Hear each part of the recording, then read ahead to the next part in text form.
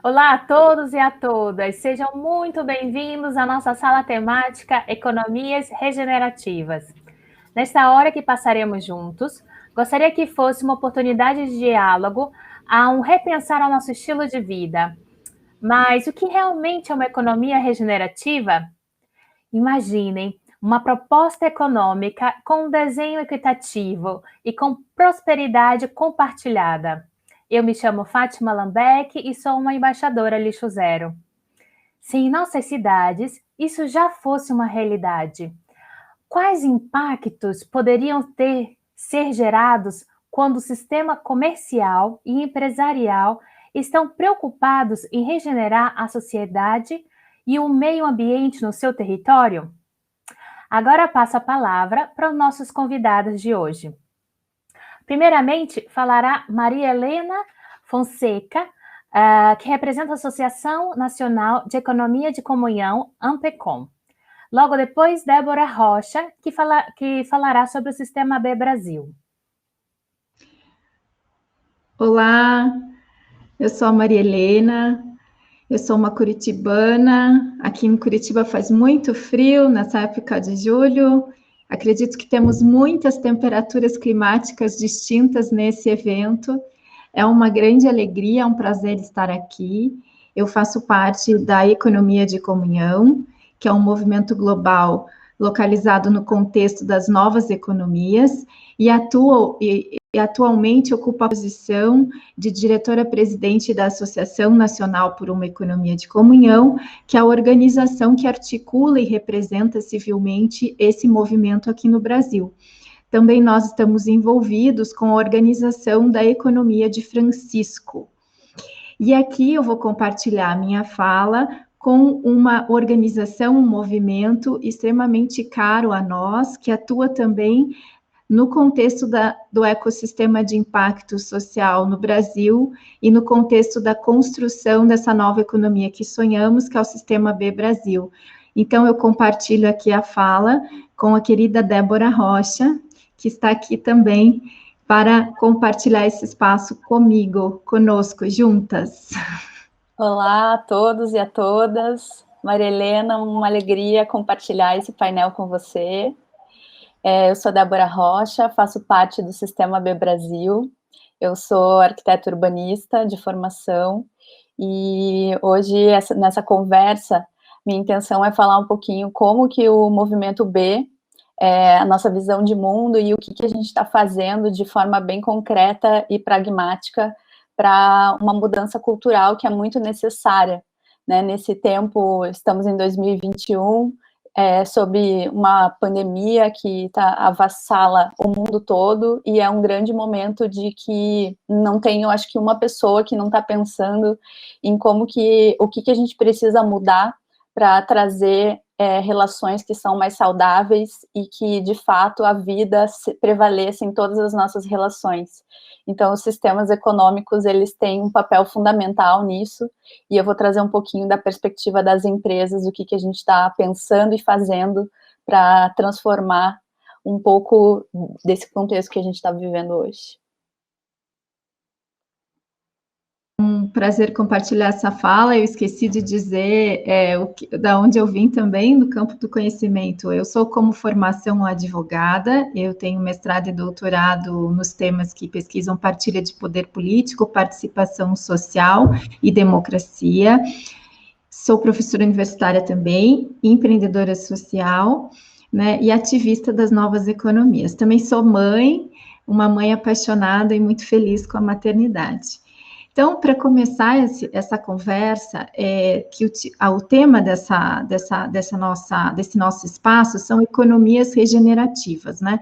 E hoje, essas palavras estão muito na moda, né? Economia regenerativa, sustentabilidade, ESG, e viram slogans. Isso é uma coisa muito valiosa, porque, de fato, é preciso, sim, que essas palavras se tornem palavras de ordem, palavras compartilhadas, que passam a assumir um papel central no nosso vocabulário, mas, por outro lado, pode nos dar uma impressão de que a gente está tratando de um marketing, né? Ou de slogans vazios.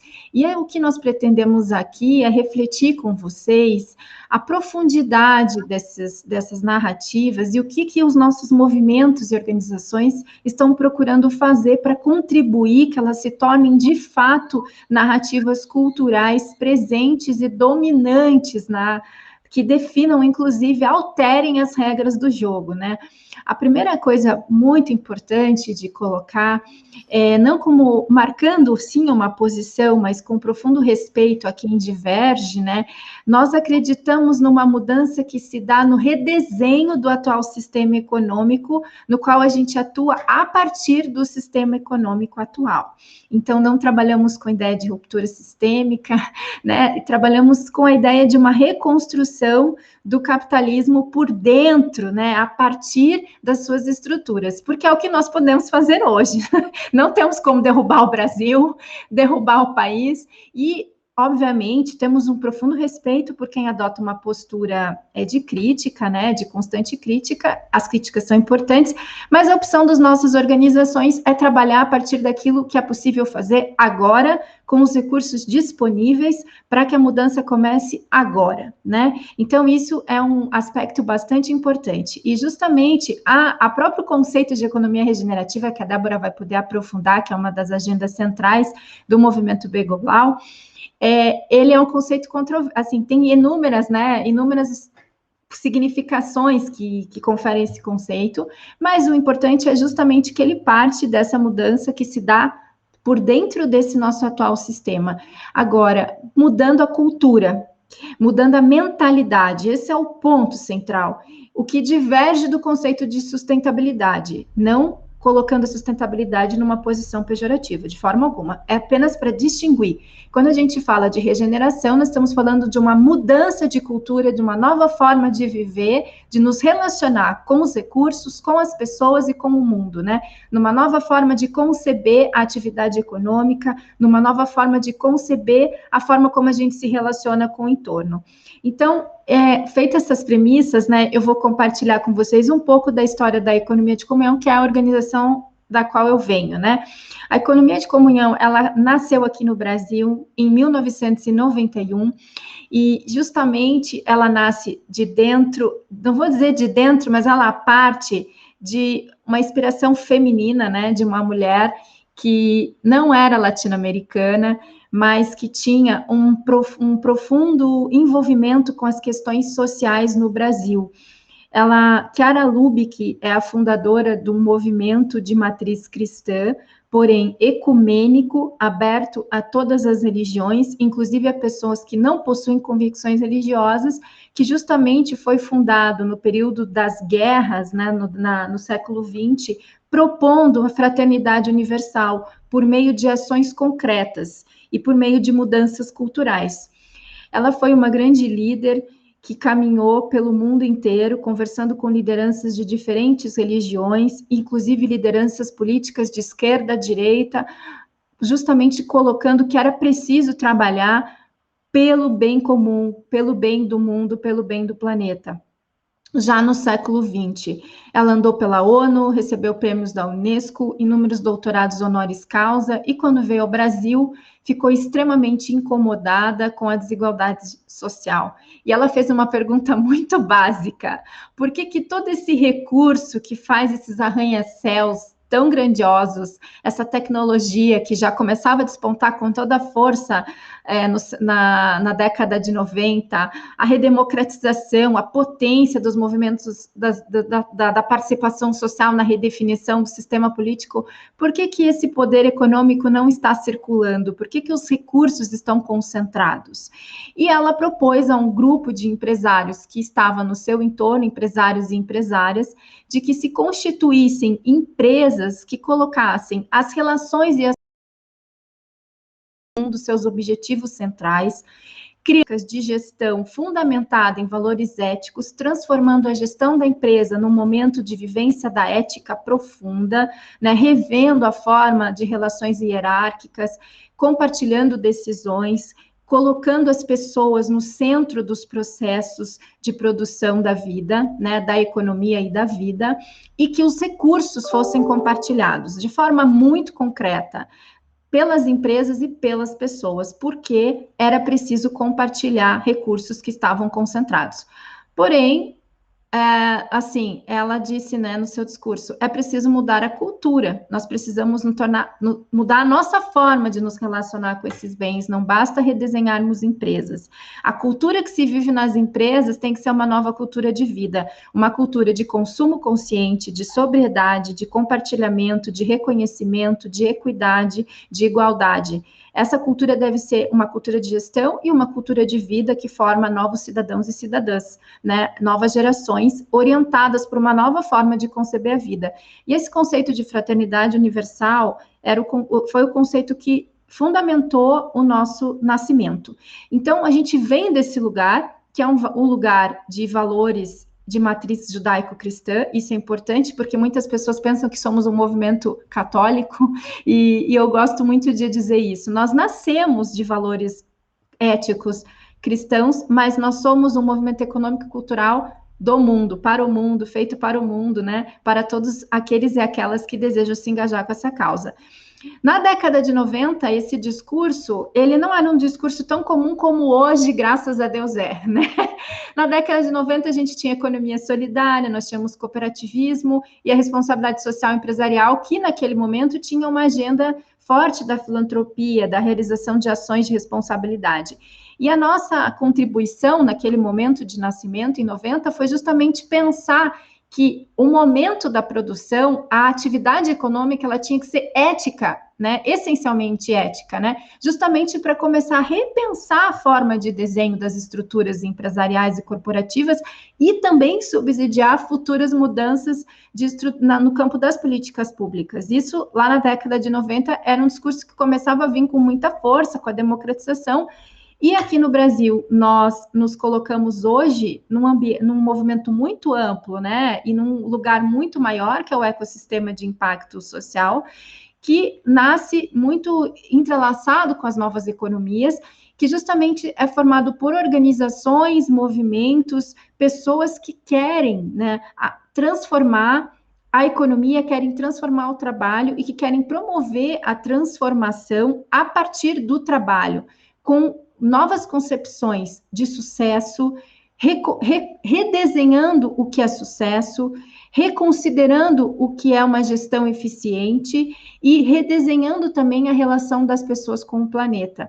Então, são essas experiências que essas organizações que hoje temos, economia verde, economia circular, economia solidária, a economia de comunhão, movimento B, capitalismo consciente, são inúmeras organizações aqui, sem querer ser displicente com nenhuma, e movimentos que têm atuado em agendas distintas, mas que têm em comum esse desejo, esse comprometimento com o redesenho da nossa cultura. Esse é o ponto essencial. Em muitos momentos, podemos pensar que quando pensamos aqui, existem 3 pontos que eu queria destacar antes de continuar a minha apresentação da economia de comunhão e passar a bola para a Débora, porque o Sistema B hoje é uma das organizações globais que mais se ocupa dessa temática da regeneração sistêmica. Por isso, nós estamos aqui em companhia. Uma das questões centrais é que nós somos acostumados a pensar o mercado como uma dimensão negativa, o Estado como uma dimensão que vai realizar a redistribuição, e a gente fica nesse raciocínio dicotômico como se fossem atores que competem ou que se cobram, se sobrepõem. Quando a gente trabalha com essa ideia de ecossistema de impacto, o que quer dizer essa palavra? Nós somos todos interrelacionados, nós somos todos interconectados. E para resolvermos os problemas complexos que temos hoje, nós precisamos atuar de forma compartilhada, né? Reunindo diferentes inteligências e contribuições. E aqui não significa de forma alguma, como às vezes somos acusados, já fazendo uma defesa, de que nós estamos querendo temos a presunção de achar que vamos ocupar o lugar do Estado, ou nós estamos querendo romantizar o discurso da economia e que a gente não quer mais política pública. Não tem nada a ver. O que nós entendemos é o seguinte: justamente nós temos que trabalhar de mãos dadas com o Estado, com a gestão pública, promovendo políticas públicas de inovação econômica, na qual a gente desconstitua essa mentalidade dual, que mercado é um lugar desumano que nós precisamos, literalmente, para ter resultado econômico, sermos extremamente competitivos, como se fossem racionalidades duais. A experiência das empresas B, do sistema B, da economia de comunhão e de outras organizações é que nossa dimensão, nossa constituição, nós somos pessoas únicas, o nosso planeta é único, nós somos um todo integral, e a nossa racionalidade, ela é substantiva. Então, é possível sim ter resultado econômico, ter eficiência a partir de uma gestão profundamente regenerativa, profundamente ocupada das pessoas, compartilhando e gerando resultado econômico e prosperidade compartilhada. Nós estamos experimentando isso, não é conversa, não é discurso, é o que a gente experimenta. A grande questão é que mais faz barulho uma árvore que cai, né? O discurso predominante é que o mercado destrói, que os empresários e empresárias são gananciosos. E o que nós vemos nos nossos movimentos é o contrário, né? Que o empresário e a empresária são grandíssimos inovadores sociais, que existem pessoas muito comprometidas com a regeneração, que existem pessoas compartilhando muito recurso para que, inclusive, políticas públicas de inovação econômica, de reativação econômica pós-Covid com impacto, sejam, de fato, levadas a cabo nesse momento. Então, é preciso trabalhar com articulação sistêmica, porque, senão, nós não conseguimos alterar as regras do jogo.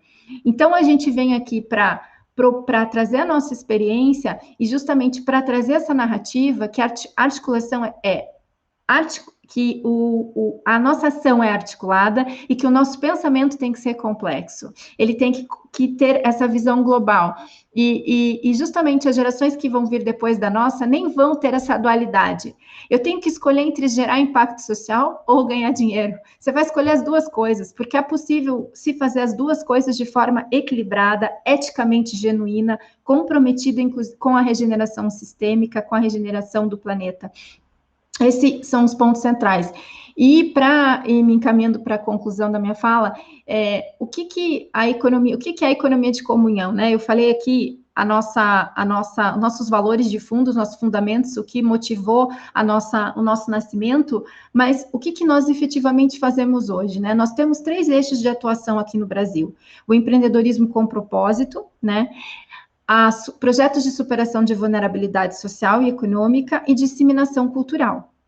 Justamente porque entendemos que essa cultura ela tem que ser difundida, então trabalhamos com espaços de aprendizagem, de trocas de reflexões, experiências entre empreendedores, empreendedoras, jovens, né? Pessoas de todas as idades que estão ocupados da mudança sistêmica, que querem falar disso, pensar sobre isso, conversar sobre consumo consciente, sobre sobriedade, sobre gestão organizacional de triplo impacto, sobre todas essas temáticas. Então, estamos sempre ocupados de criar esses espaços de reflexão, de compartilhamento de experiências, de cases e de aprendizagem, né? Esse é um eixo muito forte nosso, estamos presentes em 14 estados do Brasil, com lideranças locais, mobilizando iniciativas locais. O outro eixo, a superação das vulnerabilidades sociais e econômicas, é um eixo importantíssimo. Dentro da economia de comunhão, como em outras organizações, nós compreendemos que a pobreza ela é uma dimensão complexa e ela é multidimensional. A pobreza econômica, ela resulta de uma escassez que se dá no campo relacional, no campo emocional, no campo afetivo, psíquico e no campo da educação. Então, quando nós criamos e desenhamos nossos projetos de superação de vulnerabilidades, nós compreendemos essas pessoas como atores centrais do nosso movimento, que precisam apenas receber oportunidades e formas de superação de suas vulnerabilidades. Então, trabalhamos sim com a concessão, com compartilhamento de recursos que realizamos dentro da nossa rede para viabilizar esses projetos, porque entendemos que é preciso sim compartilhar recurso do ponto de vista concreto mesmo, né? Recurso trabalho, recurso dinheiro, recurso tempo, tudo isso é monetizado dentro da nossa contabilidade, né? Então, para viabilizar esses projetos, na qual as pessoas em situação de vulnerabilidade são compreendidas como protagonistas do próprio processo de superação. Então, elas são ouvidas, amorosamente consideradas, e são elas que desenham os seus processos de superação. O mesmo se dá nos nossos projetos de empreendedorismo em comunidades vulnerabilizadas. Existe um debate muito forte hoje do empreendedorismo de sobrevivência, e fato, isso é hoje fortíssimo no Brasil, principalmente em momentos de pandemia. E aqui nós não queremos substituir políticas públicas de inclusão produtiva, ou não estamos aqui dizendo que não temos que discutir empregabilidade, não é nada disso. A única questão é que essas pessoas estão nas comunidades, estão empreendendo sem infraestrutura. E com os nossos projetos, nós estamos procurando levar aos empreendedores por vocação ferramentas de gestão dos seus negócios para que as suas comunidades reconectem a sua matriz econômica com a matriz econômica que seja fora da comunidade, justamente para superar o conceito de periferia, né? Como é que um lugar de periferia deixa de ser de periferia? Esse é o nosso sonho, né? É justamente porque se reconectam essas pontes, né? Esse espaço periférico com o espaço central. Então, para isso, nós temos que trazer ferramentas, né? Trazer conhecimento. E nós ofertamos essas ferramentas para que essas pessoas possam alavancar seus negócios, estruturar seus negócios dentro da comunidade. E aqueles que estão empreendendo por sobrevivência, que possam ter apoio para que possam sobreviver e ultrapassar esse momento complexo que estamos vivendo. Agora, a grande questão é que, justamente porque trabalhamos com essa concepção, porque a palavra comunhão, o que significa comunhão? Significa coexistência, compartilhar e conectar, né? Trabalhamos com a dimensão que somos pessoas interconectadas, os nossos projetos olham para esses empreendedores e empreendedoras, fornecendo metodologias no qual eles recuperem o amor por si mesmos, se sintam empoderados, encontrem os seus sonhos e tenham energias para superar as vulnerabilidades nas quais se encontram. Isso não significa que nós não estamos ocupados também de trabalhar no advocacy para políticas públicas que melhorem as condições institucionais e o acesso dessas pessoas às oportunidades de crescimento.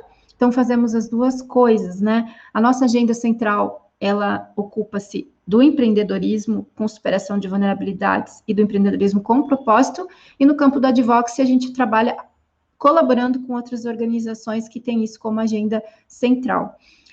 E é isso, então, falando rapidamente, né, hoje nós somos uma rede global, que compartilhamos recursos por todo o mundo, que procuramos dar instrumentos para que as pessoas se instrumentalizem, né, para realizar essa mudança que queremos no mundo.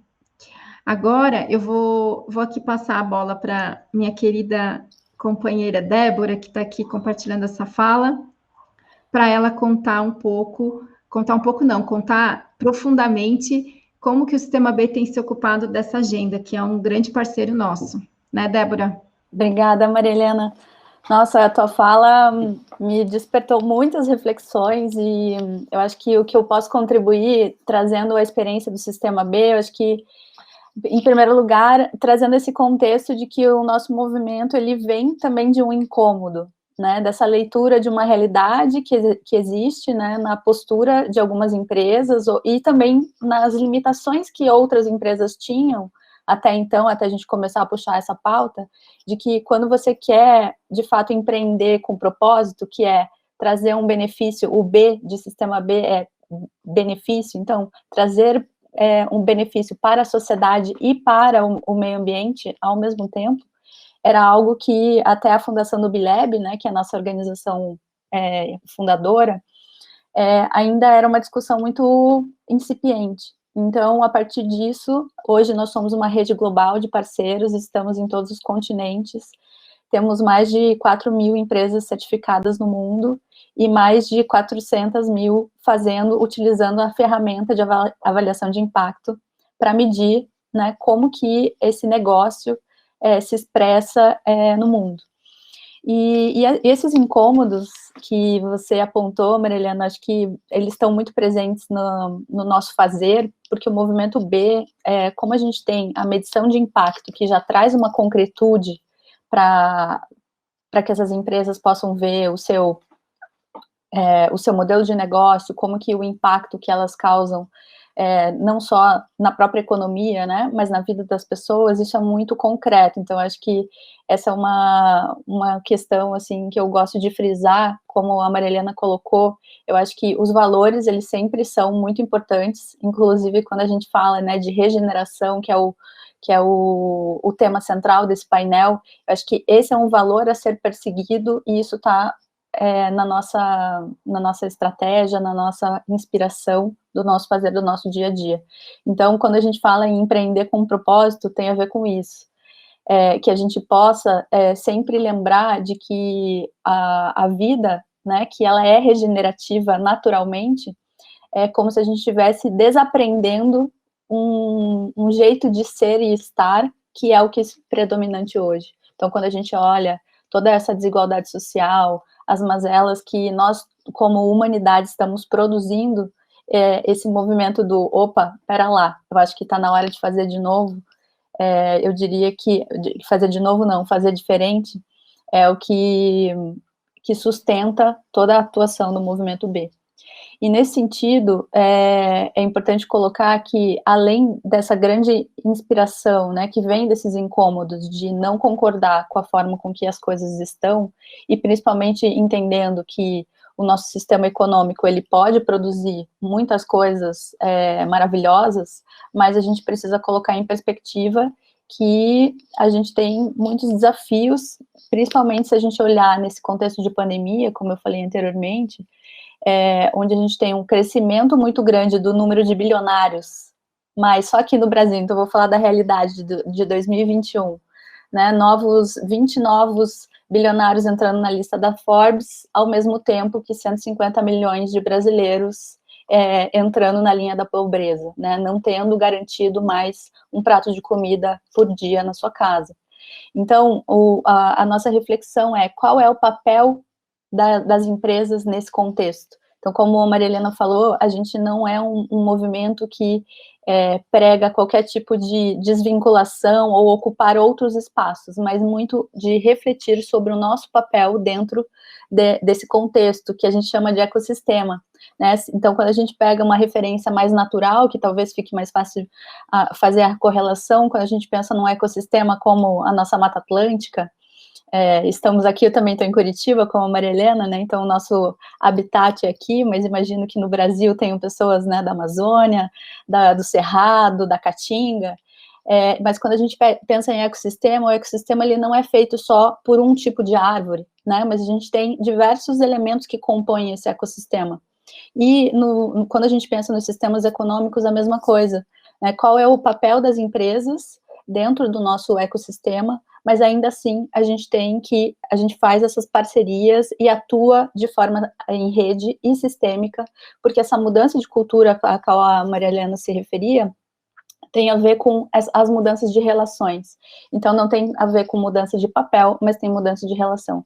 E isso é importante colocar, porque se a gente quer fazer uma transformação dessa forma, né, do nosso sistema econômico, a gente está questionando, inclusive, isso. Ano passado, a gente lançou uma campanha que chama Imperative 21, que é redefinindo o capitalismo. Então, não sei se vocês lembram que na década de 70 o Friedman veio dizer, olha, o principal valor do capitalismo é entregar valor para o seu shareholder, quer dizer, para o acionista dessa empresa. Isso faz com que isso é uma mentalidade, né, uma forma de atuação, onde essa operação que a empresa tem vai entregar maiores ativos para os seus investidores. Isso quer dizer o quê? Que em nome disso, decisões vão ser tomadas, então, pessoas e planeta podem ser deixados de lado ou em segundo plano para maximizar os lucros.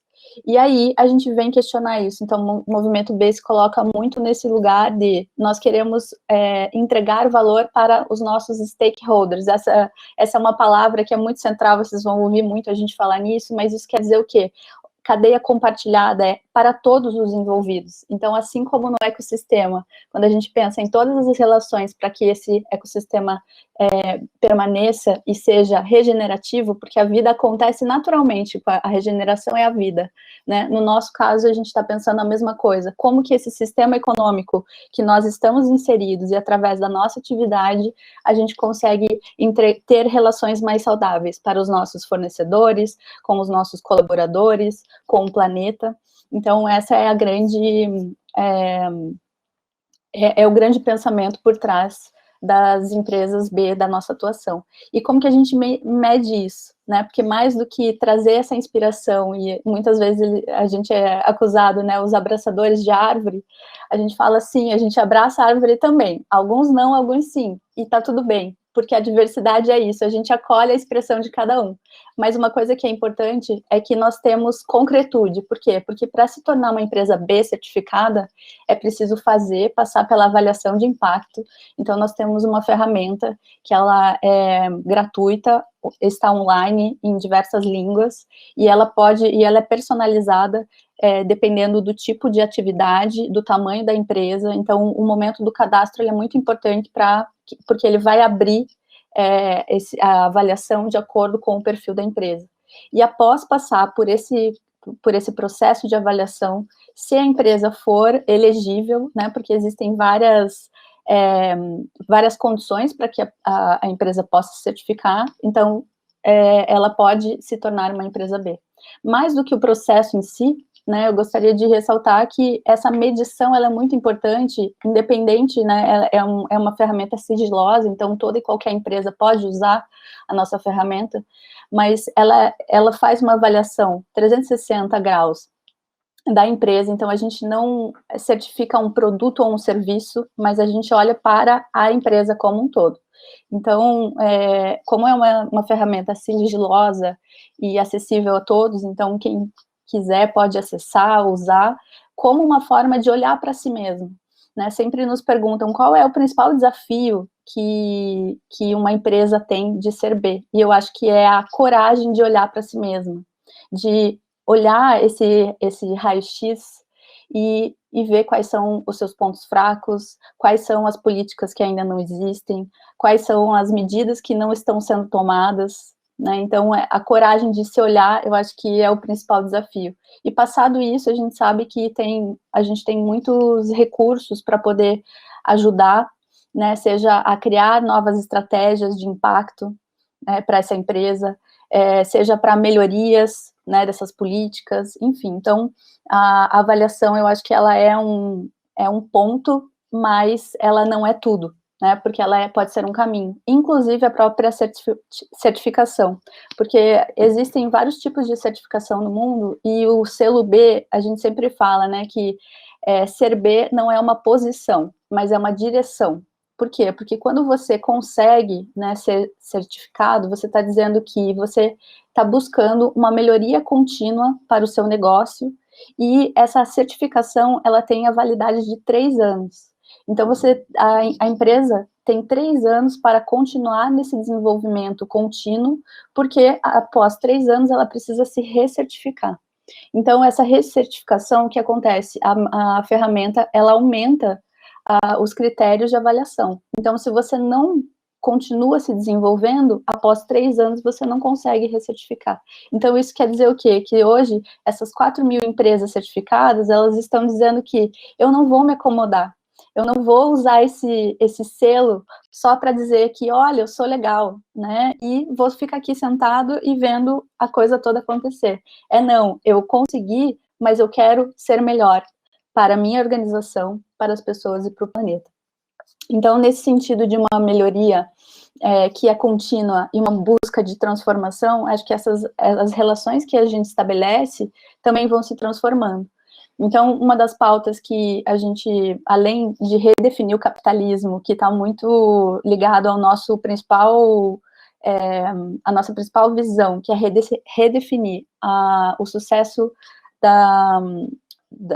o sucesso nos negócios, que não é sermos empresas melhores do mundo, então essa busca, né, essa competição acirrada por ser a melhor, e claro que isso envolve muito dinheiro, né, o nosso lema é ser empresas melhores para o mundo. E como que a gente faz isso, né? Olhando para como é a governança, a transparência é um dos valores centrais para as empresas B, e dentro do movimento a gente fala muito sobre isso. Então, como reportar, como trazer essa transparência para a nossa cadeia de valores, isso é muito importante.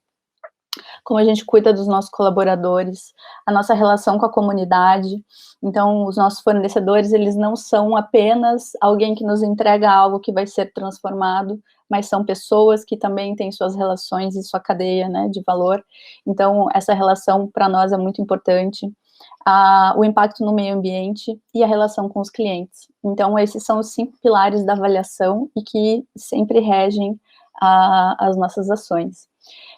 Nós estamos com uma campanha muito forte, que também é global, que a campanha Seja Antirracista. Então, nós precisamos falar, sim, sobre isso, e dentro de racismo cabem muitas coisas. Então, a gente tem vários indicadores relacionados ao número de mulheres em cargos de liderança, a composição das raças dentro das organizações, diferença salarial entre homens e mulheres. Enfim, então tem uma diversidade de pautas dentro da campanha Seja Antirracista que são muito importantes quando a gente vai falar de regeneração, porque cada vez que a gente exclui, cada vez que a gente segrega, com certeza isso é antinatural.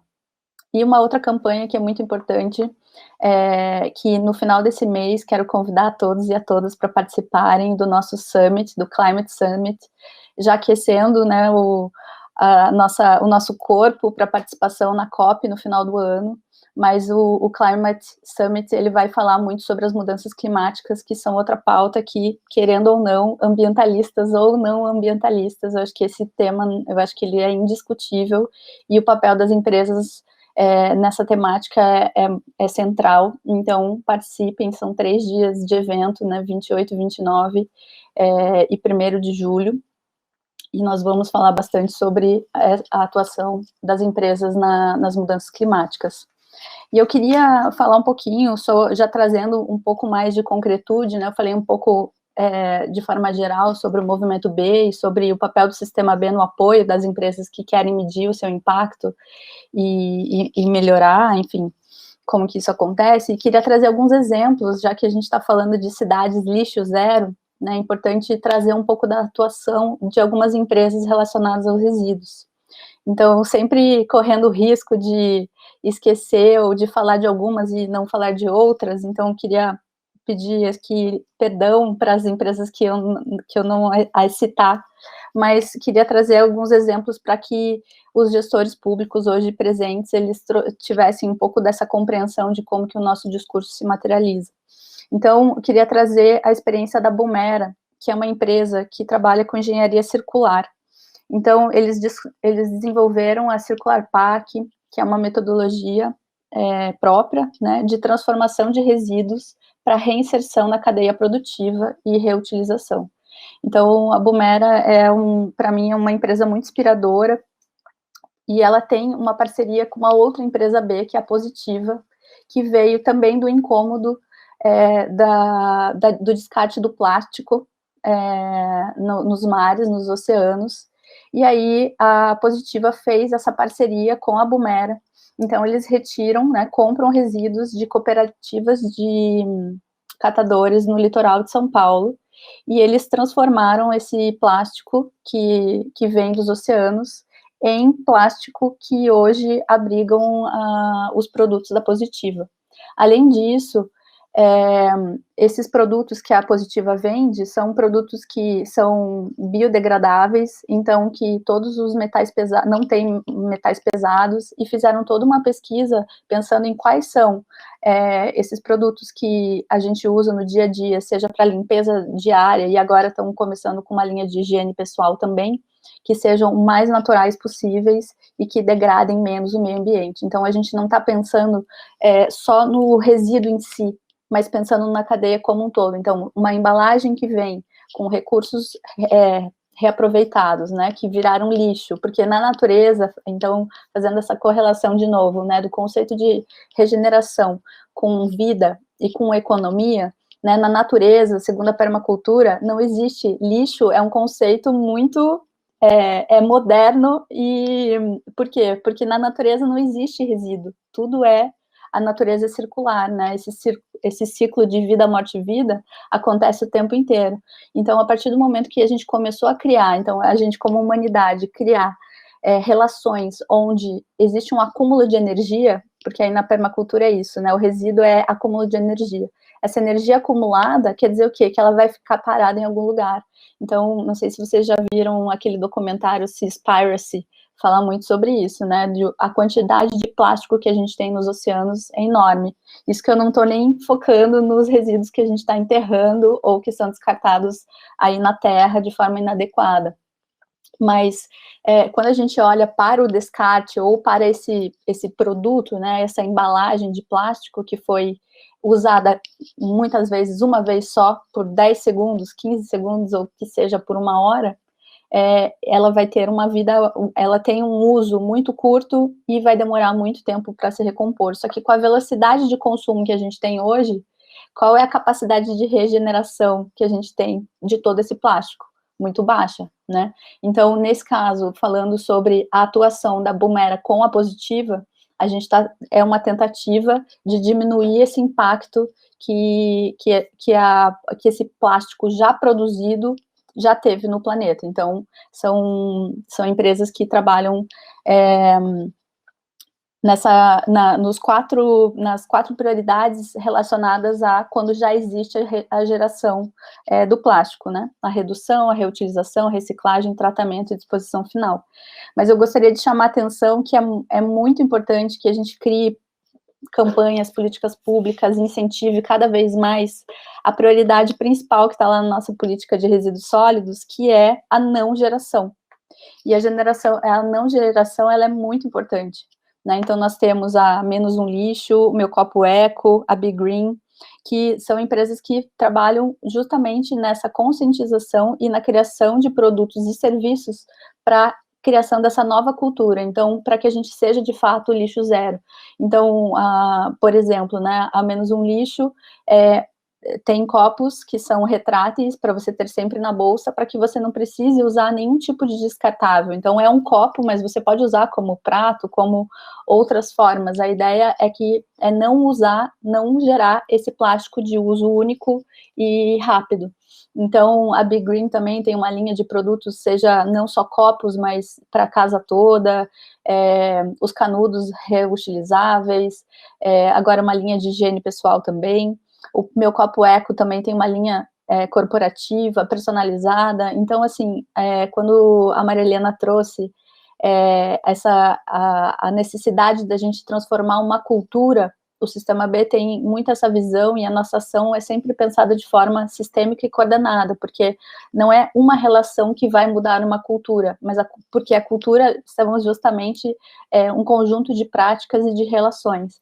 Então, quando a gente fala que a gente quer redefinir o capitalismo, né, o sucesso das empresas, tem a ver com, para ser melhor para o mundo, a gente vai mudar a forma com que a gente vê as relações, como a gente faz isso, e além das empresas, aí que já queria te chamar de novo, Marilena, para a gente falar um pouquinho sobre o GIF, né, que é essa retomada econômica, que é uma discussão que a gente está puxando também, que a mudança para que a gente tenha uma economia mais regenerativa, ela não vai vir só das empresas, mas a gente tem todo o setor de investidores, que agora, com a pauta ESG, né, ou ASG em português, ambiente, sociedade e governança, querem cada vez mais investir em projetos onde esses recursos vão ser utilizados para um impacto positivo. Quando a gente fala de impacto positivo, a gente está falando de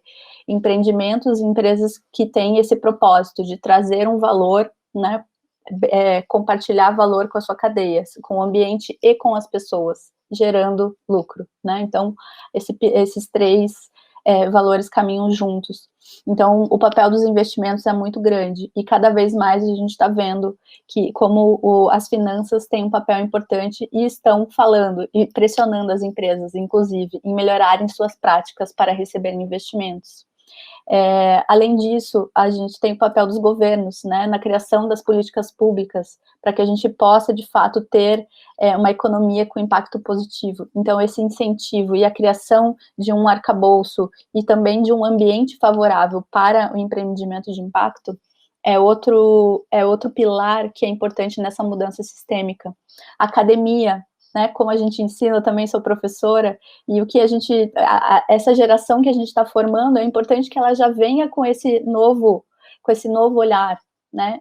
Então, quando a gente vai dar aula, trazer esses novos conceitos, não dá mais para ficar ensinando, né, os valores que a gente aprendeu na nossa graduação, e muito menos que vieram dos nossos professores, e não atualizar. Então, o papel da academia também é sistematizar e mostrar os dados. Então, se vocês quiserem entrar no site Be Academics, tem muita pesquisa sobre, né, todo o universo B, e não só, né, com todas essas parcerias que a gente tem. Não somos um movimento autocentrado, mas a gente tem muitas parcerias, e aqui eu acho que esse painel ilustra muito isso.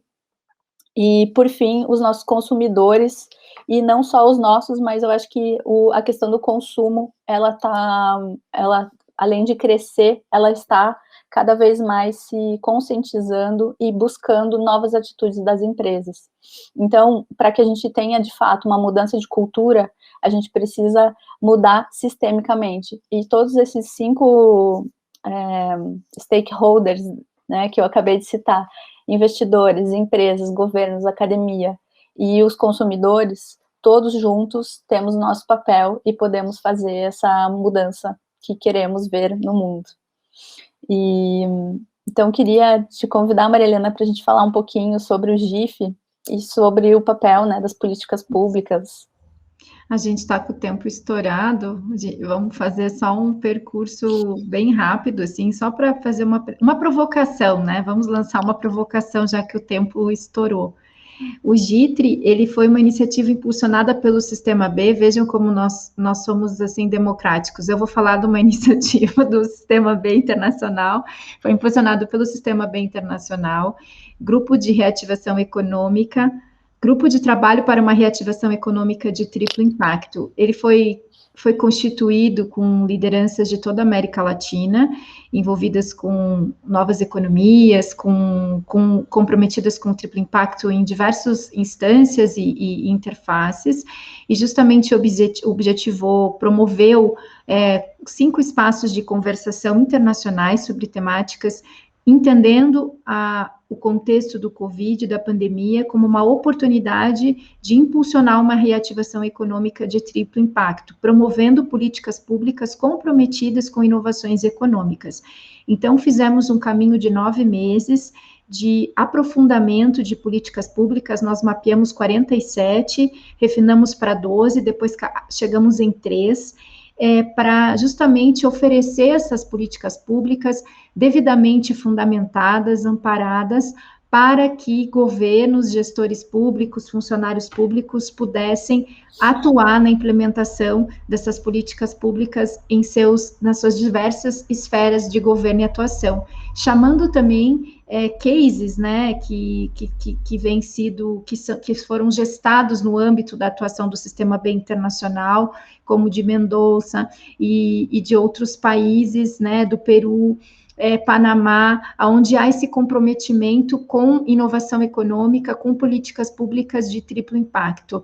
E o GITRI foi finalizado, né, a grande entrega do GITRI foi a realização da cúpula latino-americana de reativação econômica para lideranças públicas, né, comprometidas com o triplo impacto, que foi liderado pelo Sistema B, e na qual eu participei do GITRI, também estava como colaboradora. A Economia de Comunhão e a Economia de Francisco apoiaram, né, foram aliados, né, da cúpula, na qual apresentamos essas 3 políticas públicas e reunimos mais de 1.100 pessoas de lideranças públicas e pessoas ativistas de toda a América Latina, nessa discussão de 3 dias sobre 3 políticas públicas de inovação econômica: marco institucional e estratégico de negócios e investimentos de impacto, leis BIC, que são as leis de sociedades de benefício coletivo, né, de benefício coletivo, que é uma agenda forte, que é justamente tornar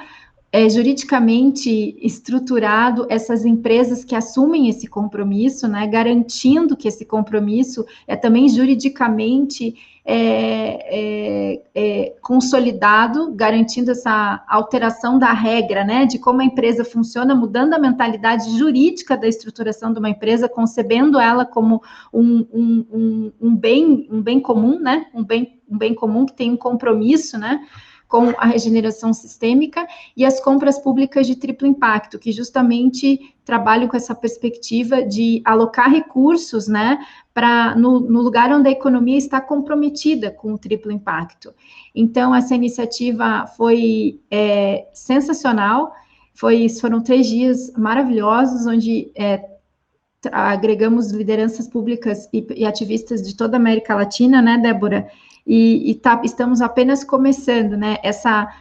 Como eu falei, essa nova aliança, né? Essa aliança virtuosa entre economia e política, que é essa nossa proposta, né? Mais do que criticar o que está posto, que é importante, é apresentar novas formas de que a economia e a política se relacionem ao redor da construção dessa sociedade que nós sonhamos. Isso mesmo, Maria Helena. E eu queria só, como a gente já está com o tempo estourado, convidar, como você disse, né, é o começo de uma caminhada, porque uma retomada econômica, ela não acontece de um dia para o outro e de forma vertical. A nossa intenção em puxar esse grupo de trabalho é justamente incluir cada vez mais pessoas e vozes múltiplas para que a gente possa ir convergindo e criando esse futuro, né, que já está aí, mas de forma muito pragmática e muito concreta. Então, quem quiser saber mais, pode entrar no nosso site, sistemabrasil.org. No final da página ali tem um campo para você se cadastrar na nossa newsletter. A gente vai mandando notícias, fazendo esses convites. A gente tem muito evento nas redes sociais, praticamente todo dia tem alguma coisa acontecendo. Então, quem quiser se juntar a nós e participar dessas discussões será muito bem-vindo. Muito obrigada. Obrigada a todos e todas. Muito obrigada, Maria Helena, Débora, por essa contribuição. Agora, gostaria de passar a palavra para a Mariângela, da empresa Sol Pedras, que é uma empresa do oeste do Paraná, que fica em Foz do Iguaçu, que realiza um projeto muito lindo já há alguns anos. Agora a palavra é contigo, Mariângela. Segundo dados da Associação Brasileira da Indústria de Rochas Ornamentais, o Brasil é o 4º produtor do planeta e possui uma das maiores reservas mundiais de mármores e granitos. Foi nesse setor que a Sol Pedras nasceu. Fundada em 1995 na cidade de Foz do Iguaçu, no Paraná, terra de uma das 7 maravilhas do mundo, as Cataratas do Iguaçu e também da Itaipu Binacional, ambas inspiradoras e poderosas fontes de energia e sustentabilidade. A Sol Pedras começou com a proposta inicial de revenda de rochas naturais pré-cortadas, como ardosianas e basaltos. A demanda de mercado na região trinacional entre Brasil, Paraguai e Argentina nos provocou a atender novos nichos de mercado no setor de rochas ornamentais, especialmente marmoraria, revestimentos para pisos e paredes, paisagismo e design de móveis. Na época, esse incremento de mercado trouxe um imenso desafio para o nosso empreendimento em expansão: o aumento da quantidade de resíduos rochosos gerados no processo produtivo e o seu impacto inevitável ao ecossistema de nossa região. A equipe Sol Pedras sempre teve a pegada ambiental em suas veias. E na empresa, o cuidado com tudo que se relaciona a exemplos positivos e legado do bem no trato com a natureza é inevitável. Nós somos movidos a buscar soluções também pela constatação de que o estímulo ao consumo excessivo e a pouca preocupação em ofertar tecnologias e produtos menos nocivos ao meio ambiente agravaram problemas globais, entre eles as mudanças climáticas, a poluição dos oceanos e a geração de lixo. Nossas ações envolveram 3 dores identificadas no setor. Primeiro, no processo das marmorarias, durante o corte da chapa de rocha e polimento, pode ser gerado até 30% de resíduo, que sem destino adequado ameaçam a potabilidade da água com a contaminação dos corpos hídricos e a vida de animais e populações que dependem desses mananciais.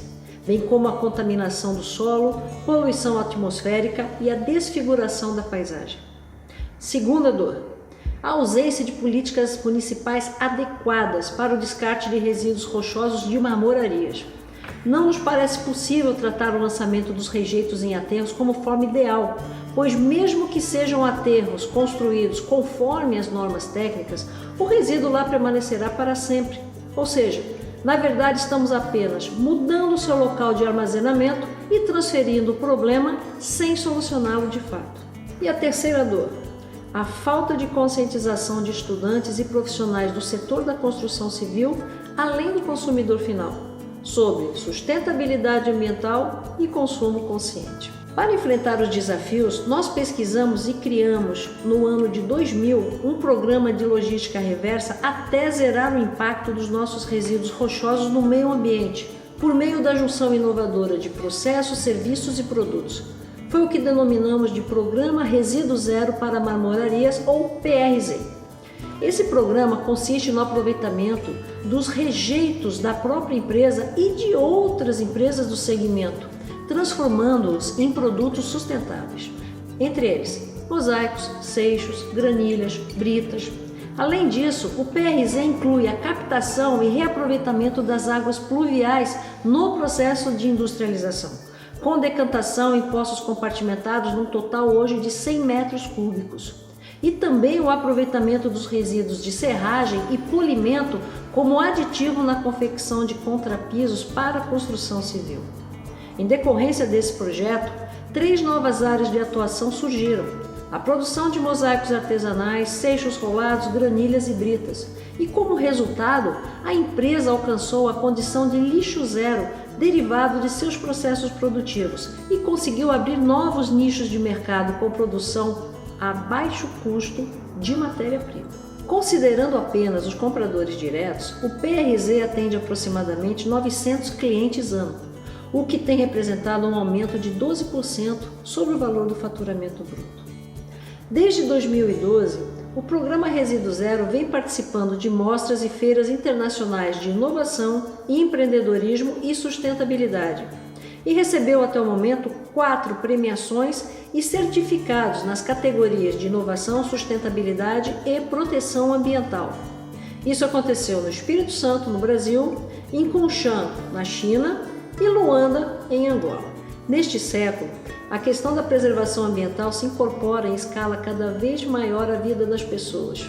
Aliás, à vida de todos nós. Preocupados com o futuro que os seus descendentes encontrarão, muitos indivíduos, grupos, comunidades e nações passaram a rever seus conceitos de consumo e a escolherem seus fornecedores mediante a avaliação da responsabilidade socioambiental dos mesmos.